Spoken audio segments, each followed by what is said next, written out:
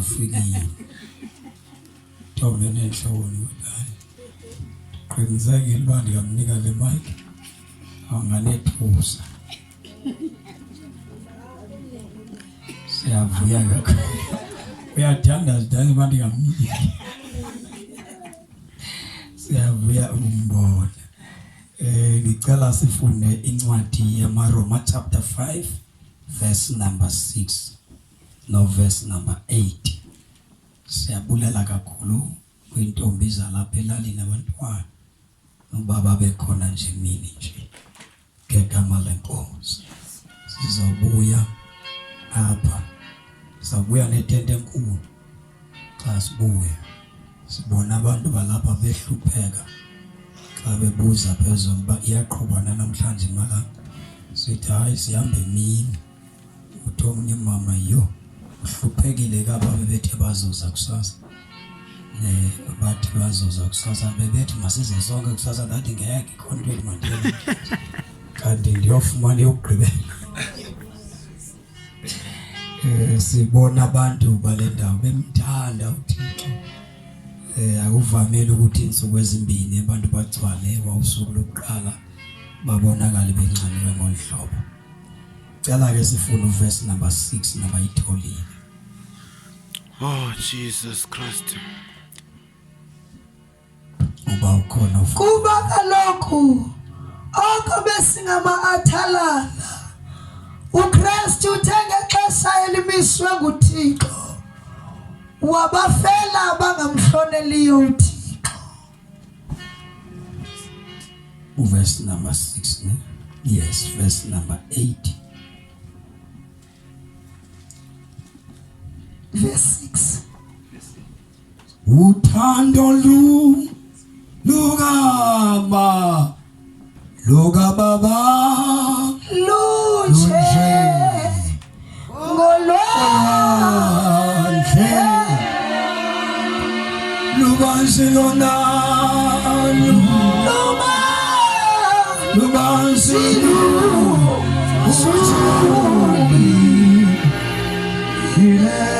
uyaseka yini la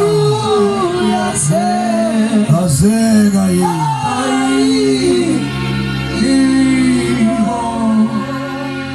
oza nkosikazi sesigoduka noma abafana nale ntombi bafuna ukutshintsha bayitshandile yami awuze nkosikazi yabeka baba ichande bafuna undenza ndingaqhibushi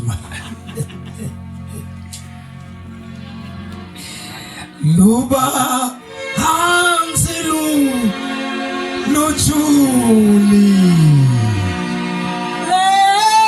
uyaseka yini lo uyaseka yini verse number 6 no verse number 8. kuba kaloku oko besisengama-athalala uKristu uthenge xesha elimiswe nguThixo wabafela abangamhloneli uThixo. sisengama-athalala. I-athalala ngalifanisa netawule endala emdaka egugileyo enkononkono. Niyeva makholwa? Amen. Ya isizityana nje esidala esingcole kakhulu. Uthe sisengama-athalala uThixo. Funda nkosikazi. Kaloku kuba kaloku oko besingama-athalala uKristu uthenge xesha elimiswe nguThixo. uThixo alimise ngokwakhe abafela abangamhloneli wafela abantu abangamhloneliyo uThixo. Ngexesha xa kufika ixesha uThixo belimisile ukuba wena Kristu uzofela abantu.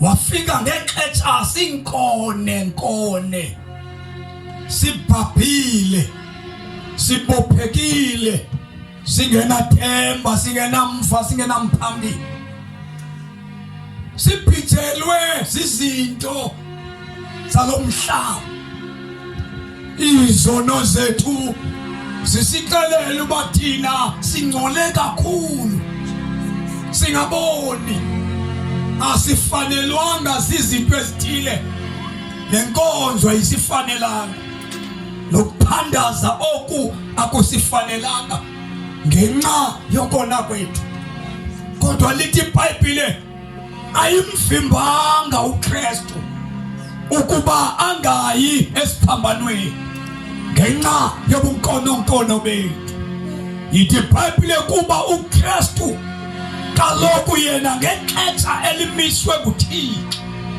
uthe wabafela abangashoneli Thixo yayithanda lento akufelwanga malungisa akufelwanga bantu abangazazizo Jesus akufelwanga bantu abenze kahle akufelwanga bantu abakwazi ukwenza kodwa lithi iBhayibhile kufelwe abebengamshoneli uThixo ithi lonto nabani na ophakathi kwethu entendeni ozibone ngafani nabantu ngenxa yezinto azenzileyo ngenxa yempazamo abenazo empilweni lento ivuliwe umnyango ngoba kukhona umuntu onikelwe kubantu abangashoneli Thixo kukhona umuntu awenziwe idini kuphiwa kanyama abangamfuni uThixo kukhona umuntu onganikwanga abantu abakwazi ukulungisa kodwa yena wenziwe idini ukuba kushajelwe abangahloniphi kubulawe yena enziwe idini kucengwaba abangamaziyo uThixo lithi iBhayibhile kuba yena ngexetsha limisile uThixo uKristu bafele Jesus ubafele hallelujah abangahloneli Thixo funda standards bafele kuba kaloku yima ubafele abantu abangahloneli Thixo bafele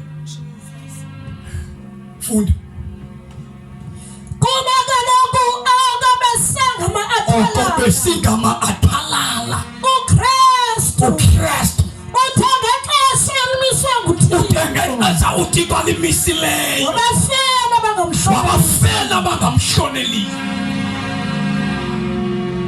verse 7 inqabile akayithemba umuntu ithi phambi unqabile uba bekhona umuntu ongafela omnye umuntu naxa mhlawumbe bokubhoqeka umuntu uba kungenzeka bekhona umuntu ongazincama athi ndingafe endaweni yazo okufela umuntu olungileyo ngeke mfele umuntu ongalunganga kayena uThixo kuba kungakhona umuntu nasesibhedlela kuba khona ithuba apho kuthiwa kudingeka inzo ukuze aphile kunganqabeka uba kungakhona umuntu onganikela ngentso yakhe emnikelela umuntu oreyipha abantu emnikelela umbulali ngeke kube khona umuntu uvelayo ongadonatela isoul Jesus engasufa kudingeka inzo nasekhaya noma ngabelele esibhedlela kuthiwa kusota inzo ngeke kube lula ukuzincamela umuntu obehlupha nobesenza singalali nobesiphethe kabubi kunganzima ukudonata ngephathi eyi-1 kukangakanani ukuba kube khona umuntu oyasiphambana nawo khona eyokhonyelwa abantu abangahloneli Thixo isimanga soThixo isimanga sikaNkulunkulu Jesus owenza uthando kubantu abangalufanelanga bathi abantu sebethe lo mntwana uyahlupha bambeke eqaleni bangathethe into ngenxa yokuhlupha kwakhe kodwa izulu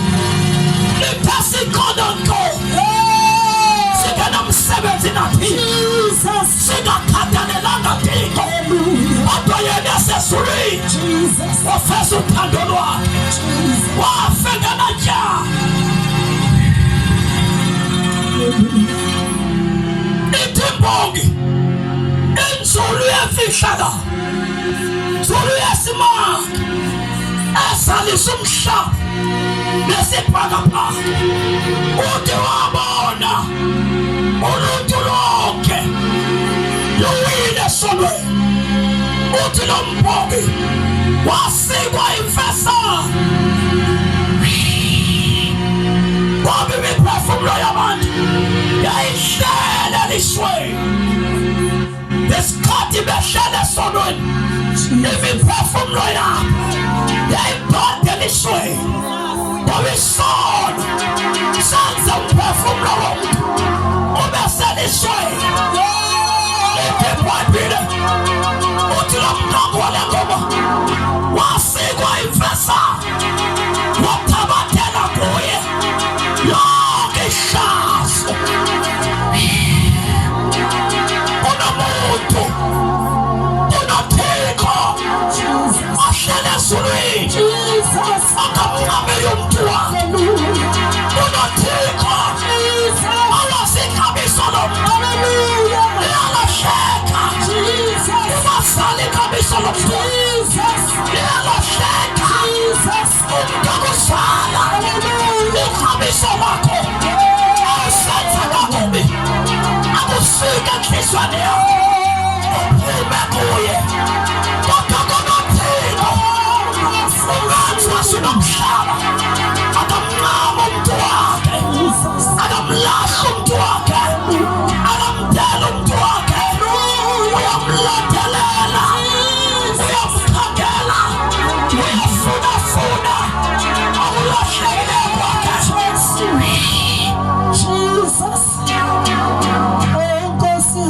kukabili ukufumaneka komuntu ongafela omnye umfelo uthi lo mbhali mhlawumbi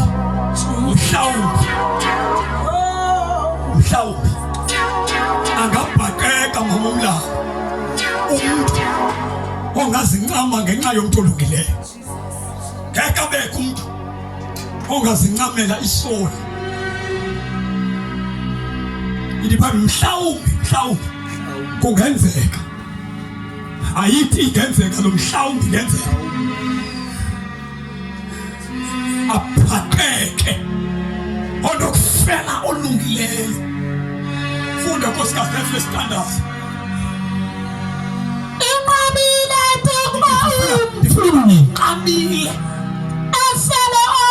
afele omnye naxa mhlawumbi naxa kungenzeka iphaqeke lo umuntu onesibindi sokufela umntu olungileyo umuntu onesibindi kungafumaneka ongafela olungileyo ima mhlawumbi kungenzeka sihlale phansi siyifemini sithi asikwazi ukumluza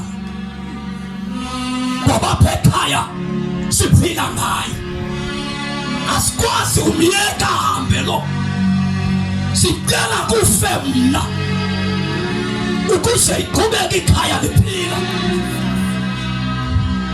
ngeke kube khona mna endingasinikelela umuntu ohluphayo ngeke ndifele umuntu ozosiyeka ehlaliseka kuba bantu ekibhale mhlawumbi akaphaqeka ongafela ilungisa kodwa isimanga sikaJesu waseKhalvari isimanga soyesu ngumsindisi isimanga sonyana kaDavida isimanga sezulu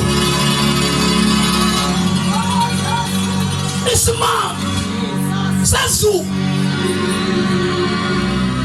sathe emhlabeni sibona uluntu luwile esonweni imiphefumulo yabo ihlala lishwe uThoyisaya babuzwa kubani ongasiyele emhlabeni asilandela abantu kuthiwa sathoba phansi ingilosi sezulu ngoba sake seze emhlabeni sawela khona sake sibasagoduka soniwa konyana abantu emhlabeni lethi iBhayibhile lamadoda ayithunyile esuke ezulwini nasengilosi awa kuyintombi zabantu abesedinje avalelwa ngobumnyama.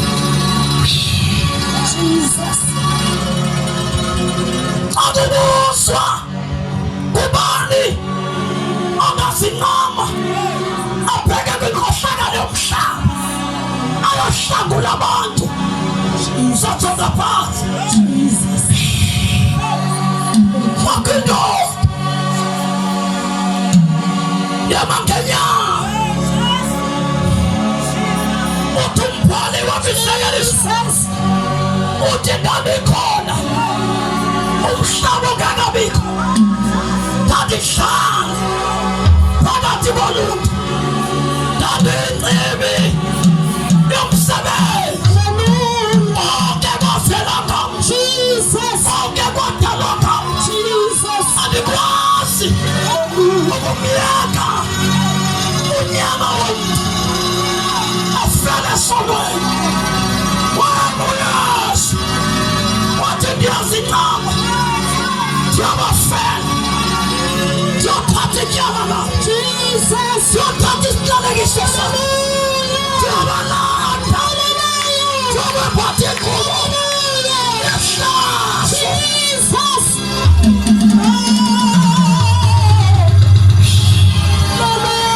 nalahleka emizulu ngenxa yomoya nalahleka emizulu ngenxa yombulalo nalahleka emizulu ngenxa yeprostitute nalahleka emizulu ngenxa yamahlanguli nalahleka emizulu ngenxa yamasela. Thank you, Lord. Thank you, Jesus. Oh, Nkosi Yesu. Namiswa ixesha. Jesus. Nokuba uzofa ngani. Hallelujah. Kodwa kulungile nyana. Uzobheka emhlabeni. Oh, Jesus. Uyobafela. Jesus. Jesus. Lafika ixesha. Jesus. Uzakwenza njani? Jesus. Kuzofuneka wembathe ingubo yobuntu. Jesus. Wafuneka embathe ingubo yobuntu. Hallelujah. Ukusangena ebuntwini. Hallelujah. Afe njengomuntu. Jesus. Wahlala esibelethweni sentombazana for 9 months. Ngoba abantu abavele kusesebetho kukondawo abadlula kuzo wafuma uThixo wangena esibelethweni wahlala esibelethweni sentombazana walinda. Jesus. Walinda wahamba emhlabeni uMaria ethela umsindisi ngaphakathi esibelethweni. Impendulo sayikhona bayahlupheka bakhonza bangathi bafike kuThixo bayabulawa zizonke. Umsindisi usesibelethweni ulinde ixesha le-9 months.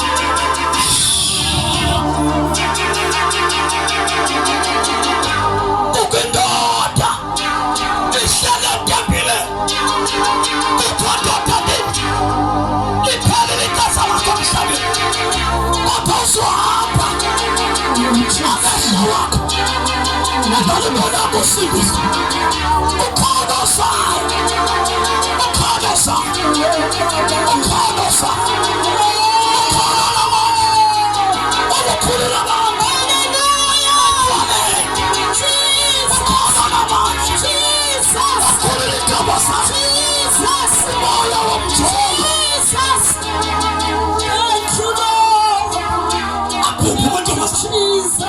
Abulawa ngumjolo uhlele esibelethweni.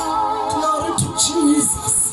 Siyathandaza Oh Nkosi Yesu. Yalinda indoda etempileni. Jesus. uSimeon Jesus. ithi iBhayibheli wafzala uYesu Jesus. wahlala efukwini uMaria naye. Hallelujah. Oh. Lafika usuku lesibhozo ngokosuku lamaJuda abelusa umntwana. Jesus. Uzalwa aphunyelwayo ukuzozincamela abantu. Jesus. Uzalwa Hallelujah. asakhulula amantombazane. Jesus. Uzalwa asakhulula nyana entombi zabantu. Thank you, Lord. Yamanga le ndoda yamanga Thank you, Jesus. yathi yamdulula Glory to God. umkhonzi wakhe noxolo ngoba amehlo wami alubonile usindisi aphethe umntwana uKristu mayembhekile ubamba usindisi. Uthixo sengiyathandaza kunqabile ukuba kufunyane umuntu ongafela abantu. Hatanga fumaneka ngeke amfele umuntu ongakholwayo, ngeke amfele umuntu odlizola, ngeke amfele umuntu. Kodwa nasi isimanga sikaThixo wafela bona batheke xesha kanye sisenkona kona singakahlolela iThixo ayimbambanga unyana kaThixo ngayesibamboneni wawusifela ngoba waphumela lo. Verse number 8 isibhala inkozo sithandaza. Lwafinyelela lakimi nyise sonwe nyisa alwaselona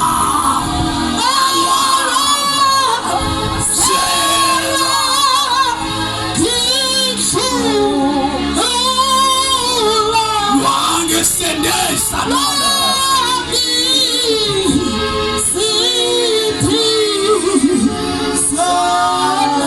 sengathi ndingatsho kwendithu uyathandwa. Yebo banye balinyazwa luluthando kodwa uyathandwa.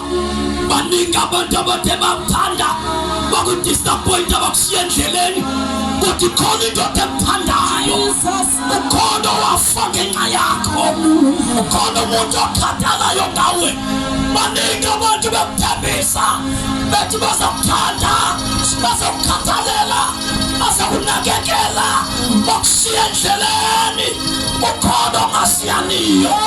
Abantu abanukalela namhlanje uhleli kweso situlo nje uyathandwa, uyathandwa, uyathandwa nguThixo, uyafuma n'isulu, uyakhangelwa.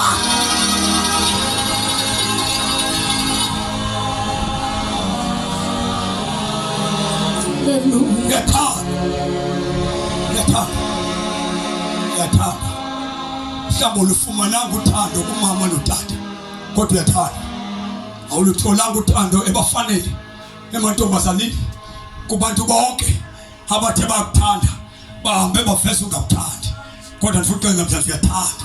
Ukhona okuthanda ngempela ode wathi kanye kanye usebubini wathi suya wena emqamlezweni kuzoyamla. Wathi sebubini usesiqalekisweni wathi jonga ngizakukhulula esiqalekisweni. Ngimo uzothatha ingubo yokuqalekiswa ngoba lithi iBhayibheli nabani na ofe ngokuxhonywa esiphambanweni lo muntu lowo uqalekisiwe. Nabani nawe ekafani basiza uthwala umnqamlezo sigwetywe kuThixo siwuthwale ngokwethu umnqamlezo ngenxa yezono zethu. Kodwa indoda engenasono, indoda engasaniyo nesono, indoda engenzanga nto yembatha ingubo yakho ukuze uthathe eyayo ingubo. Jesus. Verse number 8 yedwa sithandaza. Jesus. Kahina uThixo ukuqondakalisile ukusithanda kwakhe. Qondakalisile ukusithanda. Ngokuthi uKristu asifele. uThixo ukubonakalisile ukubonakalisile. Ntombi yami kule ndaba ukuthi udlelwa yini. Uhleli phezu kwantoni ungcole kangakanani kwenzeka empilweni yakho kodwa uThixo selibonakalisile lakuthanda ukuthi uYesu Kristu afe. Verse 8. uThixo yena uThixo ukuqondakalisa ukusithanda kwakhe ngokuthi uKristu asifele sisengaboni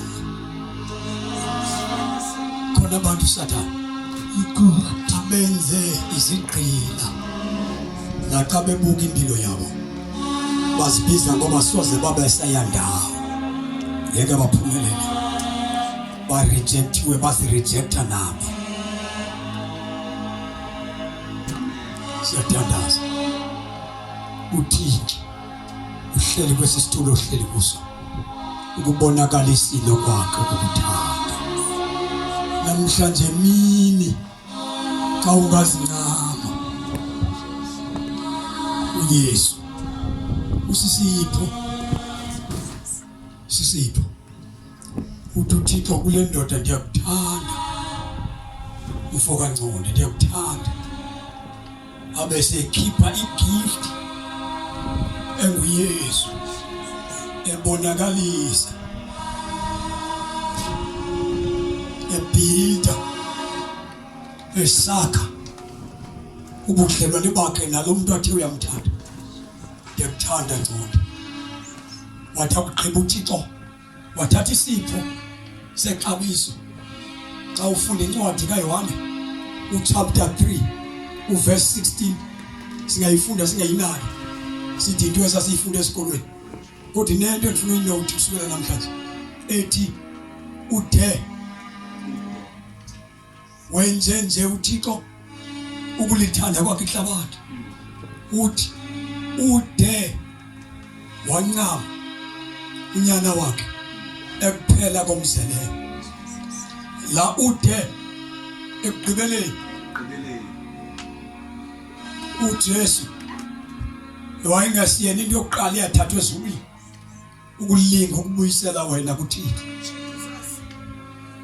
He was the last option uThixo wayinayo wayincamela uJesu ngokuqina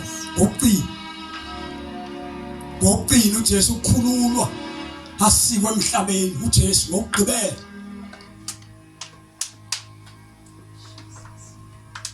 wamnikela ngenxa yothando lwakhe washiyeka ngenamntu lashiyeka izulu lingena nyana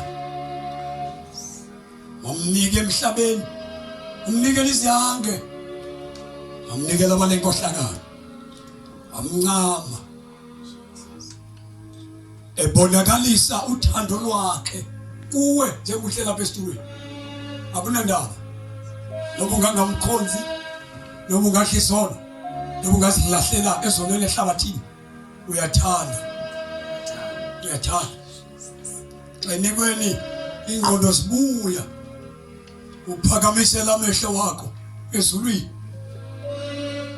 noba sewubetheke kangakanani nabakona bekufanisa uba nguwena lo umhlaba ukubethile nawe unenhloni xa uzibuka into okade uyiyo naxa ukhangela ifoto zakho asifani nomuntu onguye namhlanje namaphupha akho neengcinga owawunazo zaphela sowuzilahlele bubini kodwa xa unokufikelwa zingqondo sokuba kanene njengoba nilapha nidaliwe mawuphakamisa amehlo akho uthi Nkosi ndihlangule Jesus ukhithi ngathi bukwamkhonza akuhlangula umhlaba ukulahlile abantu bonke bekurejectile kodwa kuphuthuma unyana kaThixo Jesus akuphuthuma uThixo ngesandla sakhe haleluya akwenyule akufuthumule akuhlalise namanene kube ngathi zange kube into ukade uyiyo glory to God ukhona umuntu othi kabelahla abantu yena thole afuthulule ubuthesale ahlalise etafuleni umuntu namanene sawutsho namhlanje uyathandwa uyakhangelwa uyafunwa bayeka bangakufuniyo ukho ikhono lazi ixabiso lakho. uThixo ngumdali wakho ubonakalise ukusithanda ngokuba unyana wakhe asifele eqondakalisa ukusibonakalisa ukusikhathalela kwakhe. Namhlanje xa sivala sigoduka ungasithathela lento namhlanje. Ungalamkela uthando lwakhe namhlanje. Ungaluvumela uthando likaThixo olonelisa inhliziyo, uthando likwaziyo ukuvala igap esemzimbeni wakho, igap esempilweni yakho. Uthando likaThixo olukwazi ukuvala isikhewu esingena kuvala umuntu, ngoba apha kuwe kunezikhewu ezininzi kodwa xa lufikile luthi fit. Thank you, Jesus. Luthi fit. Luthi fit. Luthi fit. Uthando likaThixo luyanda nelisa lisa sabe Lisa. luyanda nelisa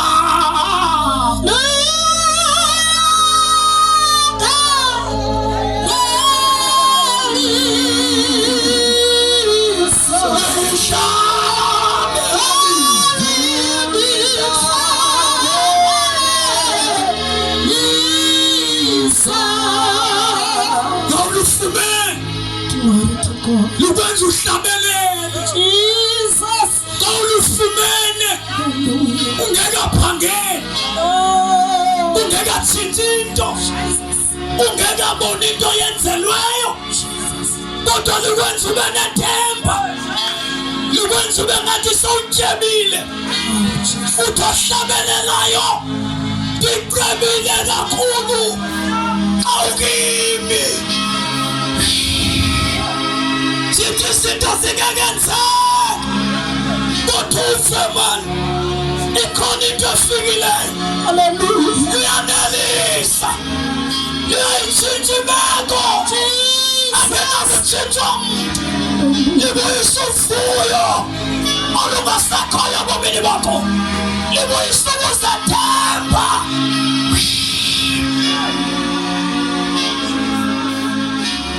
Ngihlabelelisa nami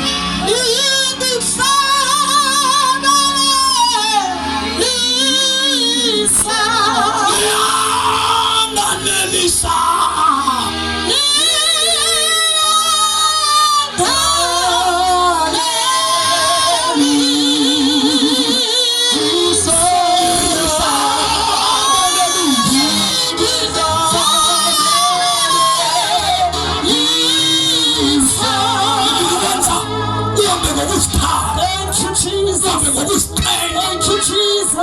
abantu utheni nuba kwenzekeni kusibani ba wasithathela phambili uyaziphuthuma aselifikile kufuthulula amahlafu akho usithanda uhamba ngawo ube ne-confidence babuza abantu uphangelaphi usebenzaphi usebenza kwayiphi inkampani uhamba ngokuziqhenya unyathela ngesizothe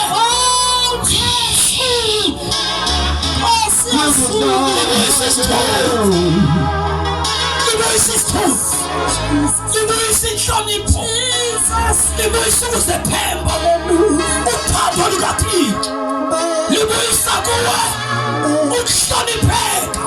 Mhlawumbe kuhlale lapho salwa khona abantu babuza unyana kabani, uyintombi kabani, asinayo mntonje kule ndawo uvelaphi, ukhule lapha emntamu, uthi ndikhule lapha, uthi khona into endihlangene nayo.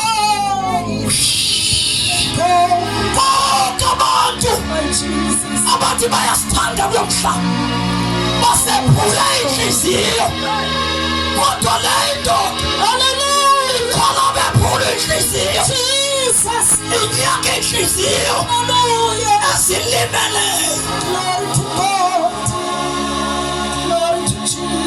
Pholisa amanxeba, uqondakalisile ukukuthanda noba ungangamfuni, sekubonakalisile ukukuthanda ukubunyana wakhe afe esiphambanweni, afele wena uhlele ezonweni zakho.